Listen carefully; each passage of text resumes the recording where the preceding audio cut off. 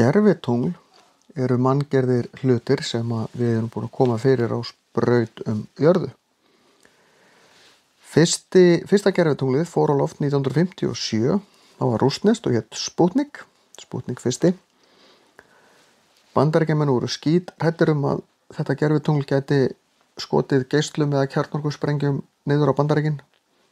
En í raun þá var þetta kúla svona á stærð við stóra blöðru, mjög stóra blöðru, og var í raun bara einfaldur útvarpssendir, gat rosalega lítið gert. En í dag er búið að skjóta upp nærri eða 10.000 gervitunglum á sprautum jörðu og þau svífa allt frá nokkur þúsund kílómetra hæð upp í 36.000 kílómetra hæð yfir jörðu.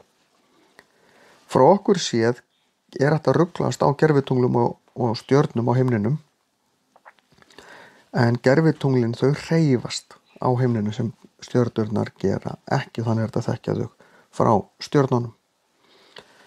Það gegna alls konar hlutverki, staðsetningatæki leita að upplýsingum frá gervitunglum til þess að staðsetja okkur, útvarpsmerki, sjónvarpsmerki, símamerki, þetta er allt stundum sendum gervitungl, og það er margt sem þau gera. Þegar við ætlum að skjóta eða koma gervitungli á brautum jörðu, ef þetta er jörðin, þá eru þau send upp með eldflaug alla jafna og svo þarf að koma þeim fyrir í réttri hæð á réttum hraða.